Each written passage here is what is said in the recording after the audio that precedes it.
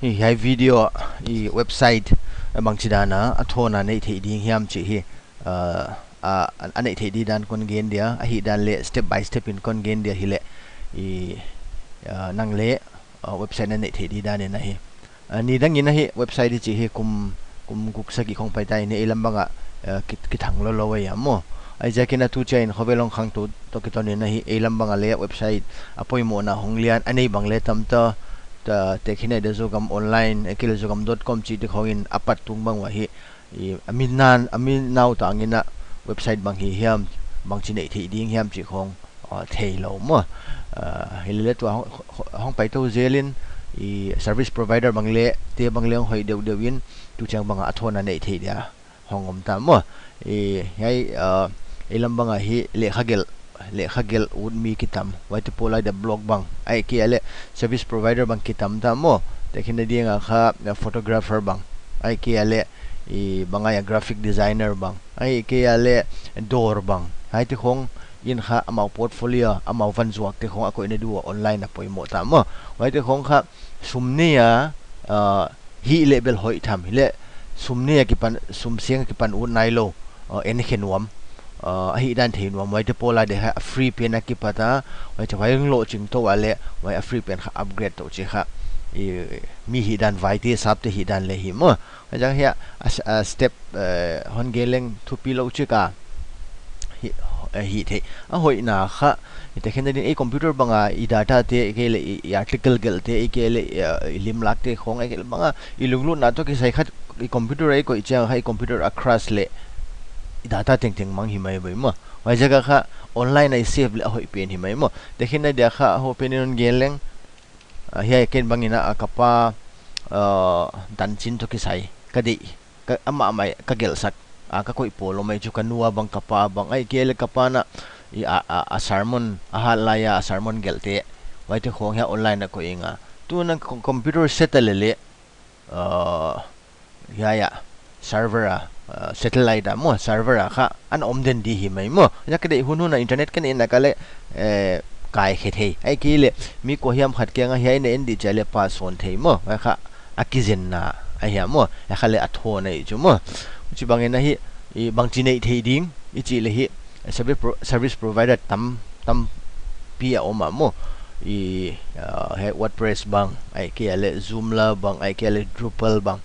hai te teng te kha cms ki chin content management system hai ten kha athona mi website ane the di dan piaun ahuchi kom amau sumu na chu amau paid version le ne mo to hai free zang te kha hong let chiang wa hong lo ching chiang wa I a website pe nu upgrade nu amun sum senga na hon upgrade tau wai kha amau sumu na hen chin ma jaga achel tu khovela ya I tulela what cms a content management system amin thang pen kha tampia content management system tam mo ngai ti laga hi wordpress amin thang do pen wordpress bang ai ke le zoomla bang ai ke le drupal bang hai teng tum kha amin thang pen te laka khat aya mo a chi le cms ichi content management system ichi bang ichi changa kha hichin gen le tuna non technical a code a programming thelo ti adin tuna website da bol mok di chi le khang ong boy hoi pi chuma en a language thelo e jo min akum kuma zilu hin chin waite minaranin azat the idia system khat bol hiak waiten code a theu ngai lo html a theu ngai lo waiten chu ms word dan article agel thei dingu wai jo chang save chia ava click dan do a post a chi changwa server ki post of the chi wai program kha cms ki chin hi chin en le he kha armira chu he armira kha carpenter ten a bol oi chu mo a armira bol thei tha lo e chu hi le en hi thei bang en jang the hi chu he kha carpenter ten he armira bang en le he armira bang en le I carpenter pana he bol pan he armira bol pan kha cabin tuam taman bol til tele chu mo ya I kamis te khai na ngai ki le khedap koi nang pona koi nang chi hong tuam til tel hi ai pen kha cms ai chu e adi koi tele en khai carpenter en khai armira bol thelo ile en hi the chu bang en chu izat chiang kha o ka pona te koi ding kol te koi ding ka t-shirt te hi koi ding cha a koi na dia kha carpenter ten hon bol so kwan khamun tom tom va koi til tel hi chili hong ki organize ai chumo huchi loina army ra khat om hen lan bang ma partition om ke lan chin hi vek lo wa kha ivan teng koi khom di ikhe ko le pon ak teng chin koi khom ni ai nuai le ga kin dewina ka jeans bang vala khyak som leng mu zo lo di kai chu wai hilowa hi cha systematic taka mun tuama koi til tel dia hon bol pe no kha content management system ki che jo ma tekhinat I article teng hela ka om ding I lim lak teng hia om di I article ale tekhinat dia ki bang photographer bang hilen ka article te la ka le lens to ki sai ka gel na teng article mun khata koi khom ding wa chi nga camera ka review teng mun khata koi khom di ai ki le mi wedding photoshoot ka vanai teng mun khata koi khom di cha hi cha a bek beka iwa koi khom til tela bangma coding the ngai lo wa iwa koi khom hoi pian ha content management system ki chi ma tuna hela kha video da nga hi zoom la a hi di dan le he drupal hi di dan kon gen dia hilele wai kon ge tu nya kon gen ut pen chu gai wordpress tia hi mo hilele bangje ka banga adin munu chi hi wordpress a pen a detail kon gen maina wordpress zoomla drupal hei teng thum hi afekin kazang kha amo mi khen khaten tampi te ki sel na wordpress hoi pen chiom zoomla hoi pen chiom drupal hoi pen chiom hi a hi takin chu he wordpress user tampi na man kha 34% hovel pumpia internet a website om teng 34% power we wordpress in a user base ha chu tampen mo tuna khen jinon gen leng ken adveka kana zat laga hi wordpress amin thanna ka thei min ade naw ka thei chu user friendly nupi in nupi mol tak mangin le computer khoi thina ran le azat thei diwa bol mo ko mo wai kha hoi na hin chin zoom lai chino cha kha zoom la kha I powerful in chin security le hoi in chin hile le drupal agent wordpress to ka simple lo deu ma neng chik tha piak jok zek ngai wai chi hai drupal kha hoi pen ma security a kha zoom la le wordpress sang ale hoi zo wai changa customization le hoi pen hile le hai drupal zat thei na dia kha bangtan hiam basic coding hiam basic html hiam na thei ke le chu sang thei lo phial hi mo wai jaka a user to ma ve ken ka chi sekda na kha hi wordpress pen kha activa da na ngai to ke ve activa kha mi tegin hek the agiarom lo wei chianga mo nu mei bangin le cycle hek thei pe ma in hek thei engine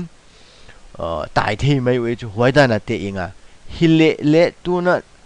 activa pen kha racing hiam adin janginan tai ha jo de ai ke le diak da copy banga red light a hole in red light apana kha pick up ha do ki pan ke uthi le activate thi lo e chu mo wai da kha zoom la ichino cha bike da na thenon ke ve bike kha tang pia in du pi hiam ai ke le nu me na ran bike hek lo e be a chi le hoi lo chi na mo bike hi lo hoi lo a pick up hat race ale zat thei mo tu na website da kha yai an naran wordpress naran dan hilo neng chik content hoi zo de ai ke ale hi chia complex zo de website de bang hi le kha wordpress na hi thei lo zoom la na hi thei tamangom no ne ve mo he kha zoom la le wordpress ki bal lo na ka ke thei dan ken ka zat khang na ta na ka thei dan hi mo jaga hei hoi lo chi pen sang mai nang banga na poi mo nang lai ho chi gel nang hi ai le wordpress hoi ai ke le de khen na alien zo de membership site mon na no ai ke le complex zo de ai ke le banga athupi zo de na hi le chu wordpress sang zoom la hoi zo tham din nga dia nga mo wai jaga hei hoi lo chi sang mai na hi banga na de na checking ngain ka theya tuna he wordpress kha on gen sound on jekleng wordpress ten khat ni ne we wordpress.com le wordpress.org he kha mi khen khatte boy na yam achi le he ki bang lo mo chi ki bang anei tu le ki bang wa chang a developer le ki bang a team le ki bang hi le he na tu kha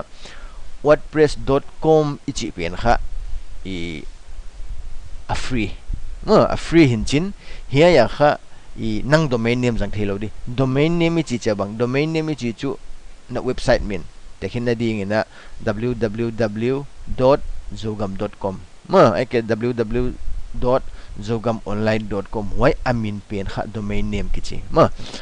hiya ya kha hiya wordpress.com tia a free and sign up dia hi ile hiya ya kha nang domain name jang thelo ding amau domain name extension jang ding tekhin na den kapa again enle a domain name bang he kapa min mo zamneng .wordpress.com which dan do nanga le bang hiam khat .wordpress.com nasat ngai di hilele mabana kumbang hiam to chang na upgrade of level nang sumalia nang domain name jang thei tadi hilele abul tunga kha I amawa wordpress dia sat di hey wordpress.org pen bang ichicha .wordpress.org pen kha a free ma hinjin hilele he pen amau server bazang thino lo he pen kha open source kichi mo open source chi bang open source chi kha kwa hiam khatina mimal hiam ai kilo pol pi hiamina code aneyu website hiam bolna di program aneyu code aneyu file aneyu wai teng teng athona mion pekia wai hon pia khyak pen I u ta le en modify thei chi na mo wai pen kha open source te pai dan chin hiya ya kha bangai chi le kha a wordpress te software kha download di china nang website aw koi di hile hiya ya kha limitation om head lawa wordpress in an nei teng teng aveka jang thei di mo hilele hiya de kha nang chik step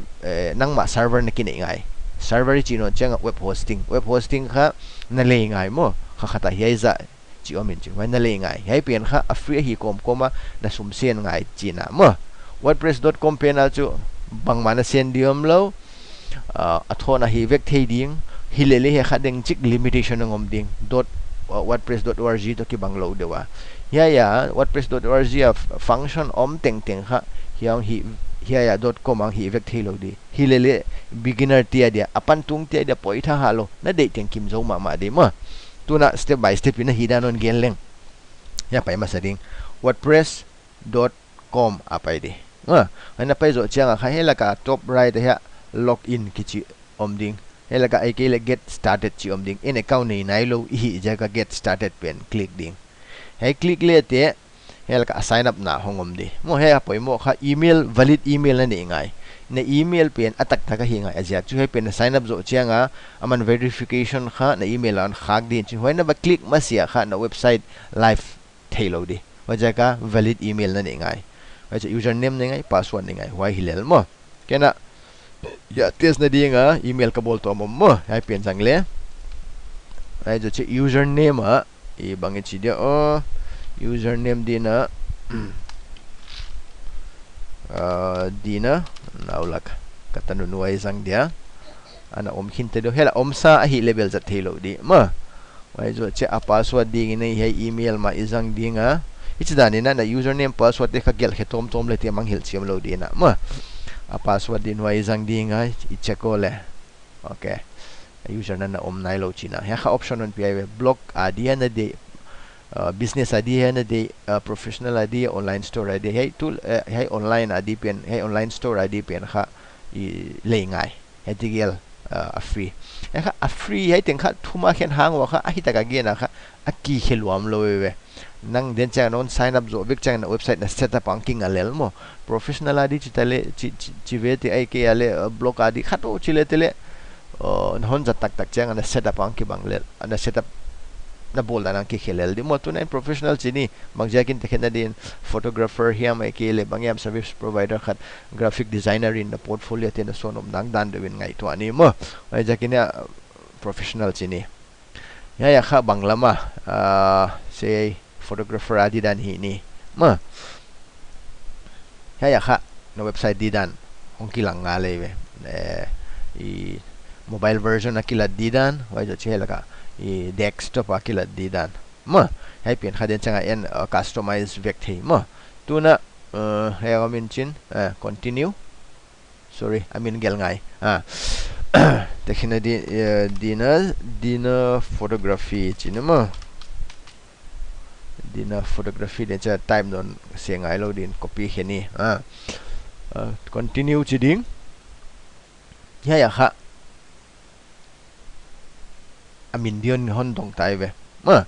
hiya ya kha I amin di kha el dina photography ma chino ni ma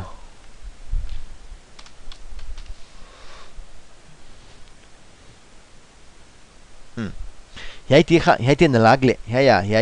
amin tak hiya ti na la kal hiya ti le ngai aja kha hiya pe kha domain name tak takin chin atho nai mu di pen hiya ve hiya mo hiya pen hin chin hiya ya kha dina photography kichi an om khit jia ka hiya aman number hiya teng to automatic a hon pia mo hiya zo saw lo de khang hu che le dina nào là con chỉ đi om hiam om lo china mo wa jaga kha ka link di kha yang hita dinanawlak.wordpress.com hong hita di mo ya kha cham te ngai di tuna hela ka ide ya man commercial tele hon ta suk ve ge jumo te de lo any de pen choi free pen jang no mai jakin ai free pen select de hela ka kha dena ka gen amau service elaine wam hiam mo elaine wam lo ena thona jang no mi jumo jaga start with a free site chi hi pen click de ma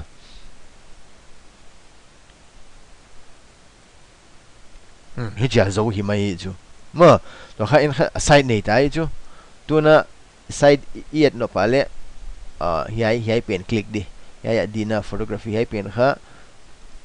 window dang kon hong dia male hi pen kha a site dina site hong hitai chu male he kha dena ka gen sign pen kha spam hi ma hi di lo je kwa email verification on ngenu mo ka email zat hi ai wa ja ka hi pen if activate masia ha hi warning ngom den di mo wa ja kin ha konen dia hi email hong lut na dia kha khen cha hun lai chin minute ni minute thum la wa ja ka ngak jakin lan mangiam chen inbox hong lut ki jin jena le na spam box na spam mail na junk mail khong ale lut the he bang le in beto ke helaka spam mail a hong lut mo wa pen kha va check ngai di hi kha click here to confirm now wa pen click di to kha confirm ta he email adik ma hi spam hi lo wa hi chi kha confirm ta tuna he pen kha refresh tagle a warning pen hong om no lo de mo your site has been launch your site has not been launched yet hi idiom zek lai ya kha launch site chi di mo ya kha step tam lo hi thak ding om ding yai no ya dena en itel pen hela ka ngom mo skip purchase lane wam lo hi jaga yai pen click ding in continue with free site click non ding in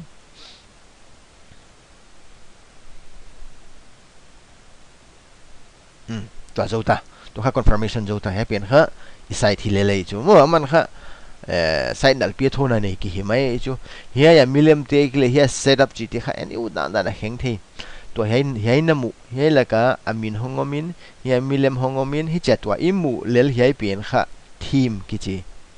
ai thi sam ding le design ki chi hiya design pen le nang na u dan da heng the mo tuna ama sa pen din bang ma hi main hi a design de khang mo da design dang kheng ni chini uchi hi le dena de ha pai ding hi pen kha i control panel ong hita de moi tuna hela ka paina design tab nuaya he en le te theme ki chi om di he theme a pain lan hi le hela ka kha theme tampi che zat mai the ngom di he kha free le commercial om din chin he ya filter the he free ten kamunwa mai kel he premium chi chu commercial hai ten kamunwa mi chi ten en kha free de wa ja free pen click le free ngenong dog de mo hai te kha ide jang the hi mai mo te khin na ding in he jang ni mo hai pen jang ni in he dot thum te mo click in lan live demo na en nom here kel activate here to na live demo en phon ni mo zat mai na hi chi dan hong hi di mo ya kha in wi nu tiang om din chin ai cha he la ka milemong om di he dan hong hi di mo tu ni pen test na ding in na en ni ya kha activate chi ni tu ni ya side of a pain refresh le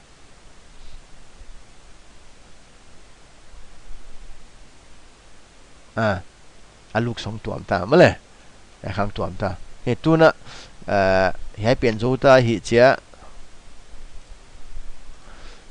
customize di he pen bolam dang te di NA logo khong bul nuam ai ke ya le aluk kheng nuam ta mo customize nuam ta hi le he design nuwa ya customize si pen click di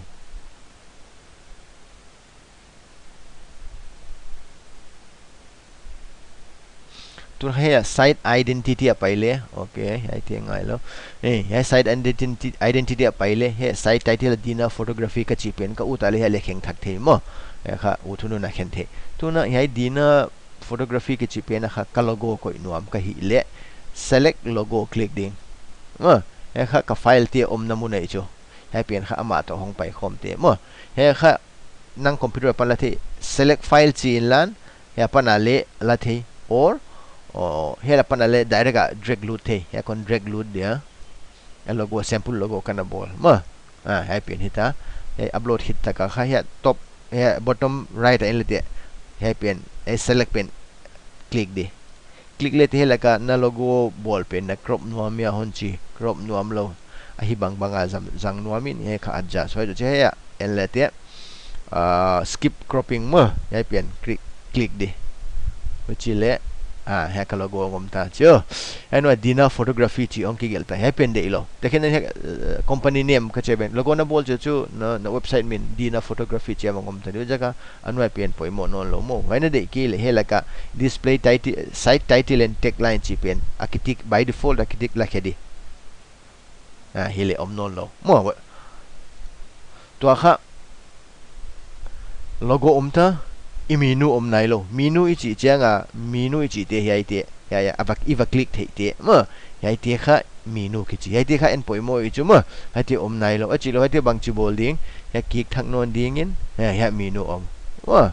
aja ka minu om nai lo create new menu ai kha create ding amin dia kha bang chi de o ha top om jakin top menu chini ma ma ju chi ha bang khap ha kha primary menu dia de cha next chita menu bol hinta top menu bol hinta ha jaga a menu item di cha menu item chi chu hai menu item about jumla kha item khat hai pen benefits and features pen item khat mo wa ta na bol no chile add item chi ding ho kha home page en hian ni chau nei panden cha hai a bol di dan kon hil da hai pen na di hai pen kha ha plus sign pen hai pen wa click mai le te ya ngom sukta mo le tu na save le ya iminu ya ngom ta wale tu a pek dang ya minu ini thine da pek iba bol phon ngai be mo pages iba bol phon ngai be mo wai page ba bol dik i bol jo che la ka assign di mo tu na kik thak ni ya pen na close na customization panel pen na close to pale ya expand click di tu na ya pain lan ya design pen minimize in site up ding page le post om WordPress in ya kha tun a commercial jang le tele page le post om gi ge di heba ki ballo na khai chin kon gen di pages ichi chianga kha website khata page khat about us bang page khat ai ke le our services ma wai de kha page khat wai de kha about us banga page khat na page ni na page thum na chiom lo choi kha static page choi de kha pages ki chi post ichi chianga kha blog khong news khong dan deu tune te khene dia kha en kha tune article khat gel post ha jo chianga jing che article khat gel non post gel hu cha dynamic content ichi athak post tuam nei to den di hi le wai pena ai post jang di hu chi lo pe khal khong bol na dia kha page jang di tuna example kon gen di tuna en hai page pena pai ding in yana omsa home mo hai by default hai dei khang mo hai pen hai 3 dot click ding in okay khat om ga ja ka delete thelo we tun athak bol ni mo add new page chi di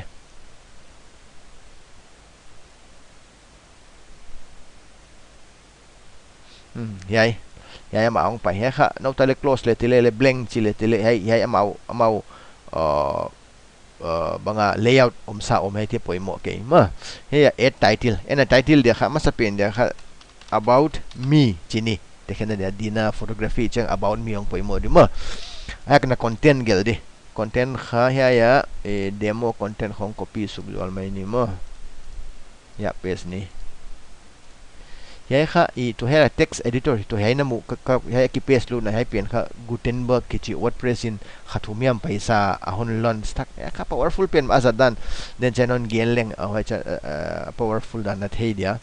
to kha ya gel hin thai ve about us chi in ya laka I content gelin ya publish li publish chi click di ha ja publish final publish ta chi jang save ta ma to kha pe khat bo zo ta tu na pek thak di bol non ni mo ya ki dia ya about me ta dang bol thak non ding ya kha photography to ki sai ja kina title te khen di na my gear chini mo banga khazat bang camera khazat bang lens khazat chi khong ko na ni na my gear chini mo content di na ya le ai ma copy non jual mai ni paste non ma ai le save non ichi cha kha to kha peng ni ni ta kai chu le tu na ki gleng bang ya kha my gear about me ni ta ya my gear le about me ti kha ya menu ho he ben ki refresh nai lo ha ya ko nuam ta mo hu chi hi le dena again ya design pai ding in customize alude he customize kha ya menu pai ding ma he menu pen kha va click no ding primary menu pen ha home ya add item click le he la ka ngom ta di my gear le about me yan kha about me de my gear le de hita ma to kha zo ya publish chi save chi na ngi mai mo to kha ya kha ong ki dok tai ya about me my gear hongom ta mo a chi le en he my gear pen kha ma sa de home ding ho my gear ho about me ide ile yai pen kha en lan hey my gear pen click in lan kha lowin drag to le te na munong ki kheng hilel mai vai tun save le te my gear pen hong masata mo hey pen tu na isai tak taka va paina va refresh le ya gom ta mo tu na about me pa yo le about me hi chiang hi mai vai mo tu na hi customization apa ni pod dia uchi le about me kha limlak ko inom bang chi ko ding ichi le dena na page pai ki ding okay he page ho ya to kha edit di about me he a title kha click in lan hele ong ki hong ma yang ki hong engine limlak ko inom mu je hi le limlak kha en kha ko inom he first paragraph zo ko inom chini ile hela ka chili ko inom na muna mouse ko iding in enter di ma hela ka option ngom pai be he ngom ki ele he click in lan mo hela ka bangana ko inom text gel mo image ko inom he select di hilal mo achile upload ding mo media library upload nuam I computer ki hong yain hi hiam hi ke ele media library click in lan yan na isang mo en kha upload nuam anwam pen chu ken chu drag and drop kha kin le kin zo ka sa tu na yai bang kha hita mo yai kha drag and drop sugle te load di mai ma zota azo cha ya insert hai pen click ding ai chang dok ta wala tu na I save dia ya website da om da ni no la chi hita mo fu lang pai tu na en hai de lo en kha banga taklam ya velam pang alignment om digin caption khong le penuam hi le wai pen kha ya ba hover le te ba hover en na milem ba click le te hai option on do hong dok de vai mo wa ya kha sorry ya hello ya kha ben le te banga na de alignment center left banga na de en kha right lama de chini mo right lama de banga na size de helaka ya en theni original apa na personally original apa na 50% de mo ai kele nang height width fixed hey nang de cha cha en 50% chini lian de lai 25% chini okay ichi khong chini moi de dan kha kha en kha caption de ive bangai ya kha camera la laptop ya mo okay ka camera hi khong chini mo caption dia to kha save ding ya na side pa lan va en lete hi cha ngom mai di mo ya kha de na igen banga na link kha de na pen hong hi ge mai ding hi na min ya to hi na dinanawlak.com mai pen khan menong hi gi mai di ma to khai zo ta to na pai kik ta hai pen kha static hitai chu my gear le my about me kha pages in en to kham blog dana de nei nom ta ke kha ka limlak to ki sai te kai ki photography to ki sai ka article gel nom ta hu che hi le kha ya pai ding in post ha pai ding ma ya post ha pai ding in ya post kha article na omlo en kha article add nom ta te kena di na article thak add ni mo content hi ma la non dia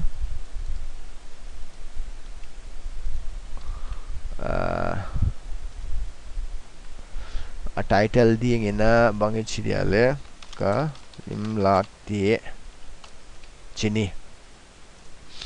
he kha he category he kha poimo mama he category o min che category a kha te kena da category tom tom na ni no pale mo te kena di na category a kha wedding photography ai ke ale portrait mo hojidana category tom tom nei thi na post changa wai te kena portrait to ki sai article na gel chang ha portrait ava koi di he pe na hoina kha ne article zakhat ai kila sang halam no nei changa na organize da nong nom di mo by default ta kha ya kha uncategorized yom ena thak bol nom ni ya kha ya tom tom men khen se lo wina limlak te chini mo ya parent category mo ngai mo de tuan khang mo chile 8 category hita to limlak te koi pena na tel nop en hei ka post pen kha limlak te category no koi nom kai le tik di cho wai zo chianga feature image ka de here feature image chi chianga I article to hong ki thwa di limlak mo ya feature image ka de ya le set feature image ya omsa jang de mo ki le upload nuam te khen din hi bang upload ni mo insert chi di limlak hong om ta mo ya limlak pen tagging I chi kha apoi mo na kha then article tam pinon nei changa na tag tung ton banga le article zone thei di mo te khen ni he la ka kha en kha wedding khong chini mo I tek min dim na ai ke le power di na limlak chi dia enter click di technique nei chini tuna publish ta I article publish ta hilele isai tang dok nai lo di bang ziakin en he la ka menu bol nai lo hi ziaka ma tuna hai close dia customize have pai non ngai china customize have pai di hanga menu pai di hanga ya top menu pen pa click ding he la ka kha add item pen click le te then kha ya static page te kha ama ahya ngom mai we mo to kha ibol pen ngom no lo bang jakin pages hino lo to ibol kha category ta to kha category menu bol ta di omja bel ya limlak te ya category ya na menu va ko ilete post na nei teng chianga kha na post limlak category nuaya na post teng ama le mang dog di himai mo to na om dan kon jog ni ya ba click in lan limlak te ki eta publish tu na site pain lan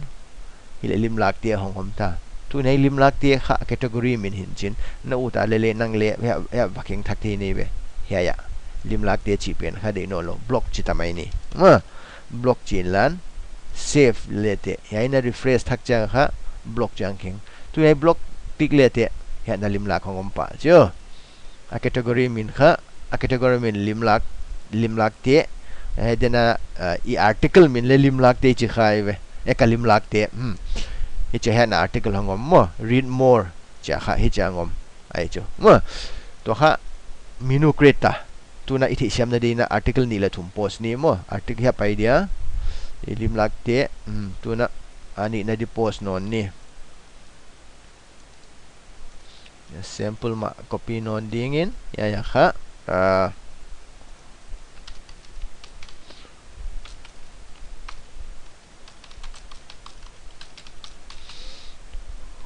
vậy để các bạn chia là 01 chỉ niệm mà in hay là chia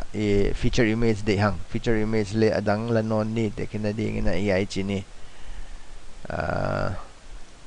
i category tel mang hil loading he category itel ki le by default ta aman an category pen hon uncategorized pen hon pick up ding in chin he la ka hong dok thelo di mang jakin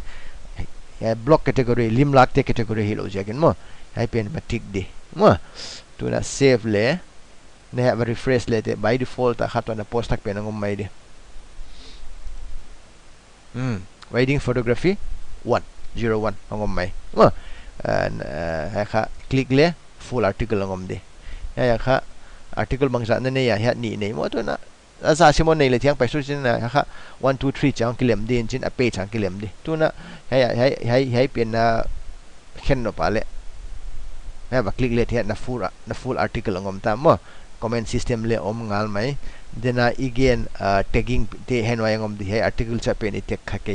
ya share no hi chi kha hi mai ve na blog pai de dan mo tu na i homepage kha setting tuam om the ve i hi chin hi ni en dena na the lai dem dena i sign up a kha blog pen sign up lo hanga professional pen sign up bi mo why professional pen is sign up je ka kha yai to by default a kha i homepage kha professional looks dia kha icha a service tuam he kha yai to aman default an pe kha yoga chu hi pe ma di exercise to ki sai mo gym to ki sai why default hon pe be en kha blog di chile homepage setting dena ka gen why to na customize a pai dingin i homepage look dia kha he laga homepage setting a kha et to kha man kha static yan mo static page je chu professional service hai ja ka i article te de nen non lo in chin hoi ja ka hian pia khile le wei mo tu na blog dia i de ya le year latest post pen but tik le lin lan tun save le te ya na homepage ba pai thakin lan hile he khana blog de ama le mang ki wall so khile le wei mo tua na de kha na personal blog a hi le hai hoi pen huchi hilo bangam service provider na hi a ta tua tu lel din muna again photography chu na photography te port so khenwam nei le chu e la ka na blog te na priority hilo in chin na service te priority le chu de na da na kha static page tel ding in to home tel hia akele pek dang ba bol ding in hoi pen he na tel hia mo akele no tale about me mang le tel the nei chu about me tel le te ya na homepage kha about me pe nong hita mai di ma tu na ya home pen ma tel ni ma in ya ki ni hile hi mai hai pen na ba edit no pa le ya page yung hita di hai pen post in on lo de mo pages di ya home mai chu hi om sa pen na ba edit hia ai ki le khat na bol thakia mo ai kha ki bang tu na thi siam de din hai text editor zat na le heading ina adang bol thak dia mo tu na new page seeding page ya kha amin dia kha new homepage jini mo ya new homepage amasa kha milem ya zo tom lu mo anal deu din ato na pai jin jon de hang wai di na banga ide image hai chu lim lak ya image click di wichile library a omsa tekhina din ai pen jang mai ni ma ai pen jang dia ni chang om ta tuna save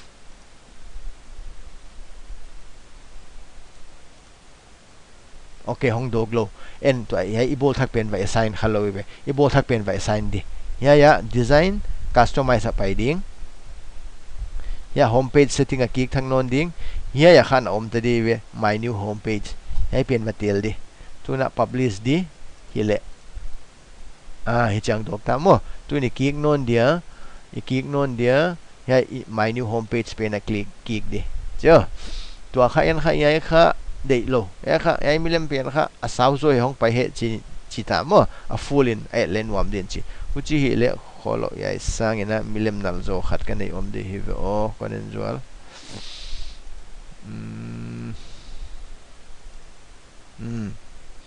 ngay alian deu tia ko yama okay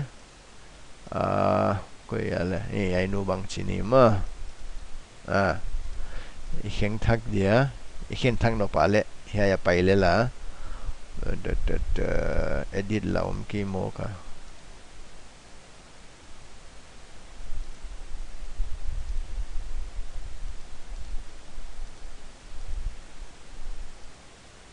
okay edit di dan che ke anyway uchi le chu delete remove okay ya edit be ya upload thang ni mo ya dena ka 12 pen ya pen bang chi ni hengin ya click lete bangai de dan full with he de hin chin he pen click de mo tu na save line ha va en lete hong pai swak ta mo na lang nal tuan ta mo tu na hei nuaya na text about nang neng chi gel nuam chưa uchi bang hila ki su kilan he ya kha bangana de ya kha nang tang thu de nei la paragraph text paragraph ya sablo about me hiam nanga hiam gel de chưa paste ta ai paste in u ta le hela ka kha read more chita mo ai pen kha select ding hyperlink ding ai pen read more kha nang page about me to link nom na hile ai pen click ding mo ai pen click di chin he pa in lan he about me ai pen url va copy in lan ai link va copy in lan hela ka paste in lan ai hit enter mo chin hi lan tu na save lete and the home page pa ilete ya yo min chin ai pen ki hyperlink min hai click liu about me click liu na nga ong pai di mo to hai pen title na de ile he la ka kha en kha he tha khat bol non mai ni enter chin on ding in he di banga en title de e chu he kha heading mo heading de ya kha about dinner chita de en kha center alignment banga na de a center de hang mo uchi hai title pen hai tunga de hai text te tunga de ile hai pen hai arrow mark akiko kom vel hai pen click to le lete atunga ngom hichi mai mo tuna refresh lane lan ya pa ilete about dinner ya nang introduction ngom jek ding hai je read more hon click changwa helaka about me hong pai di hichi hilele chu hai jaga thil thei coding vazat ngai lo na khoi tung hak samai the leng khoi jak la de siam pa di hi mai mo hai jaga tuna abula pan thak le tuna logout in lan bang chi logout ding ya click in lan mo no utal he nang na mine he la ka nang lim la khong le facebook to ki bang me upload vek the tuna logout jual ni mo ya teng le close vek dia to logout ta nai cho tua na website tak link login lo na mu no pa le kha bang chi ta okay dina now lot ya kha na block hitamai cho login lo akimu di dan mo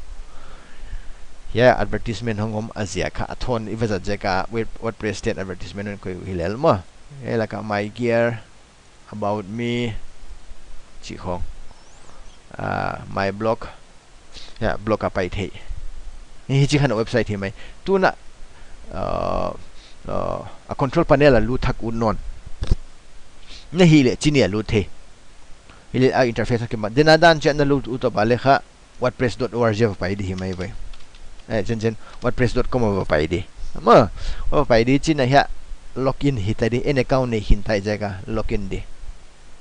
ya kha dena izat kha bang yele email new site at navlog.com click password tele email ma jangi chuma to kha login hi mai ve wale kha site hi tamai sorry hai site hinai lo he pen kha wordpress login pen interface site pen ni de ile hi my site hai pen click di hai pen kha site hi tamai hai na statistic hon pia yai na tuni ina viewer bangza na ne ya mo mi bangza ina zanin mi bangza in na chi khong statistic ong hi mo ya kha ya ani na plan pen kha upgrade na en kha free de non lo site ko advertisement om de non lo hi le upgrade he na he site pen de na page post media pen chu media chi chu ilim lakti upload na ma ilim lakti upload na hi mai comment kha monitor the tu le lo comment om lo tu ni site pai thak le site đã con phải thắc dual dia blog mà hay bang kami na comment chiang comment on piak chiang wa na comment pe ne comment nuai monitor di approve approve lo demo spam hi le delete demo bang ting ma hay the hay feedback zo wordpress.com ti kianga feedback piak hay cho poi mo ke hay design lai thi sa dena tool le team ikhen no pa le mo team hay la kai de ikhen di hi mai team khen apo na team in la kha thil tam pi control di maksidani ni chile takin di na ha hay elete hay na side kha right side hem left side hem widget omlo bel bar omlo mo wai te khong kha na team in mo podi jaga team enin lan koi pin la sa explore in lan hile I thona nal pia website nei the hi mai mo ka next video khan bai ya wordpress.org pen azat dinan kon gen ne pen chu fully functional long hidi advertisement site ale bang mal advertisement le loading wai jo chang amin le hi wordpress dia bazat ngai no loading na le ding hita xyz.com mo namin.com namin.org na de zat the di hai pen ha complex zo hilele hai pen ha professional jo tham ma hai da ne website nei the di dan